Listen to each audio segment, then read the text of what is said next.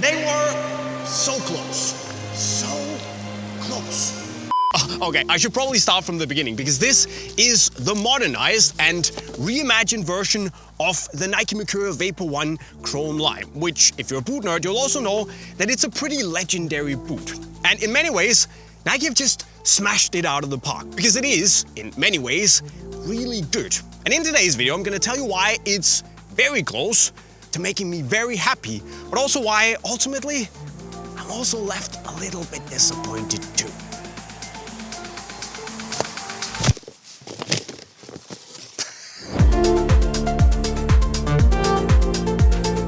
Right, a reimagined Vapor 1. What's that, Jay? Well, the Vapor 1 Regen here, as Nike call it, is not a remake in the traditional sense like we know Adidas do them, where they slap the OG upper on a modern tooling. Because Nike have actually replaced the OG Nike Skin upper from the original Vapor 1 with a variation of Flytouch, which is this synthetic leather upper that we also know from the Legend 10s. But why? Why not just give us a one-to-one remake of the old Nike Skin upper? Well, to be honest with you guys, I don't know 100% why, but I can imagine that Nike thought, with good reason I might add, that the OG Nike Skin, as nice as it would have been, would simply just be too stiff by today's standards. And you can say that in many ways, the Flytouch upper here does the same things that Nike Skin did back then, only it's just like a lot softer. And I'm talking a lot. And from a fit point of view, that's actually pretty interesting because Flytouch is not as soft and pliable as Grip Knit from the regular Vapor 16, but it's still soft enough to give you this snug fit that still feels okay on your foot. It's definitely also got, I wouldn't call it tension, but a little bit more of a firmness to the material, meaning that while I get in my regular US 7, in the regular Vapor 16, I get this very free and sock-like sensation with the Grip Knit. This feels more snug and secure and is more reminiscent of that really secure, snug and also a little bit restrictive feel in the OG Vapor 1. So this is kind of similar, just of course way softer and way more accommodating and comfortable. Now what's also changed from the OG Vapor 1 here is the shape. You can almost see it here. The OG was really sleek. It was really streamlined and it was very, very narrow. And Nike have, well, they've changed things on the Regen here, meaning that it's a lot wider in the midfoot and especially in the heel. You can almost see it here. There's a lot of room, meaning that it's gonna accommodate for more people. However, on the other hand, you also do lose out on that really ballerina-like, super sleek, very tight fit from the OG. This was kind of magic. And this feels a little bit more like it's not as sharp. What I really like though is the forefoot and the first part of the midfoot. So basically like the first half of the boot, which just feels like what I would expect a Vapor 1 to feel like if it was made in 2024.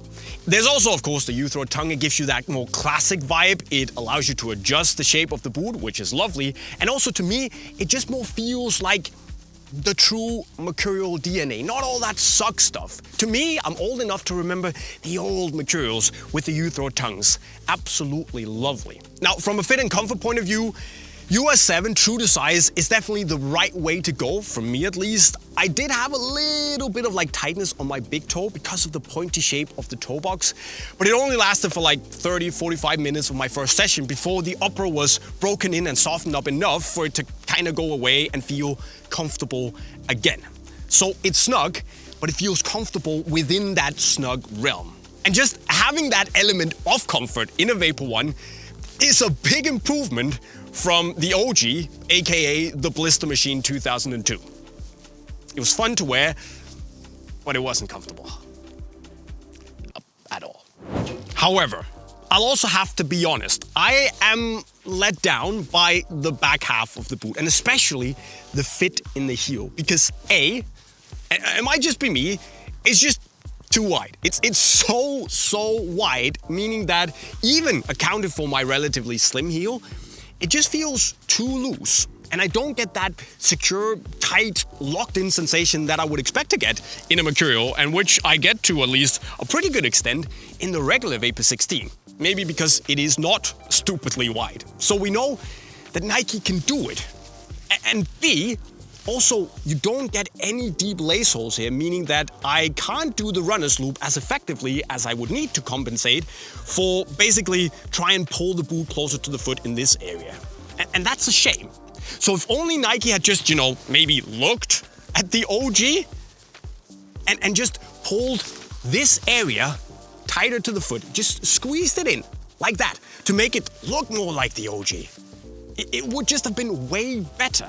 And it's so close to being perfect, but I just feel that this puts a serious dent in an otherwise very close to flawless homage to the Vapor 1.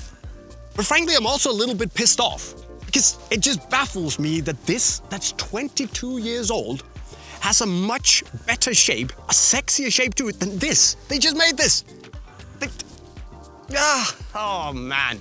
Right, and in my rant, I forgot to mention that the actual heel lock, right in this point right here, is actually a lot better than I expected. It actually holds and squeezes your foot right there. It's just that the sides are so loose, it almost feels like they're intentionally trying to avoid touching and hugging your ankle, which is not what you want. So anyways, rant over. However, when it comes to the touch, I am back to being really happy because, again, Flytouch is such a good choice to replicate and do better than the OG Nike skin because it feels as if it has the same thickness, well, to be fair, we can call it thinness, as the OG upper, where it has that very sharp and direct feel on the ball. There's no nonsense there, it's just your foot and the upper and the ball. And despite the fact that it looks a little bit shiny, it has this, it's not a stickiness, but some sort of tackiness, where the upper is in general pretty smooth, but it just has this hint of tackiness on the ball where you feel that there's something when you touch it. However, I would say that in general, it's very no nonsense. It's super sharp, direct on the ball, has a really low toe box, so it feels nice and nimble when you dribble and shoot. And as a heavy Vapor 1 user back in the day, it feels as I remember and as I wanted to. It brings back the feels and the memories. And I don't have any complaints. And then of course there is the outsole, where, as you would expect on a modern remake, by now Nike have used the outsole from the Vapor 16 Elite with that air zoom bag in the forefoot and some parts of the midfoot. And it's a great outsole. The stud shape, the configuration, it's really speedy. It feels very aggressive, super responsive, and much more so, to me at least, than the OG. Then you of course have the airbag unit in there, which it's really unique. And I find it very comfortable. It has this almost like squishy, bouncy sensation to it and has a very interesting, almost like reactive way of connecting to how the boot pushes energy down into the ground. Is it the most responsive thing in the world? Personally, I don't feel that, but it's rather comfortable. But that also means that to me, I'd be really interested to see what it would feel like if Nike swapped the Elite outsole with the one from the Vapor 16 Pro that doesn't have the airbag. And in my book, that might actually have been a more authentic representation of the OG with that more raw, no-nonsense feel to the outsole without the airbag. And I know I'm complaining. Should I? I probably shouldn't, because it's a good outsole, so just shove it, Jay. It's like, but again, margins. Okay. And honestly, I'm just a little bit torn about how I should feel about this, because I probably shouldn't complain, right? I mean, I've been asking, nay, begging Nike for literal years to give us a Vapor 1 remake, and they probably haven't done it because I've been asking them. But no matter what, they've just delivered beautifully in many aspects, actually. I mean, it's chrome lime. It's probably the most legendary colorway of the Vapor 1, famous for being worn by R9 in the semifinals and the final in the World Cup in 2002, scoring, of course, with that hair that I wanted to recreate, but I don't have enough of it, so there's that. But also, of course, we get the little tongue with the R9's logo on it. I mean, the box is just on point. it looks like I remember it doing back in 2002. They even gave us the little chrome numbered hang tag that we got on the OG boots, and I mean, even the boot bag is cool too. So there's that. It all comes together. It's just beautifully done. It's everything I want as a boot nerd, that attention to detail. And in many aspects, the boot, it also delivers. So I should be happy. And of course, the price, it's 280 euros. I know it's a lot of money, but we've also seen worse in terms of like these modern remakes. So yeah, it is what it is. 280 euros. I can live with that. If it had been perfect. But, yeah. But the thing is that it's not. And I just can't shake the feeling of disappointment over the whole heel area thing, because it feels like something that would have been easy for Nike to fix. And I mean, if they could do it in 2002, they should probably also be able to do it 22 years later.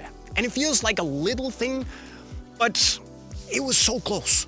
It was so close. And Nike have been so faithful to the OG that something like this, it just, yeah. And granted, I had gigantic expectations to this, and it lives up to many of them, but it's just, yeah.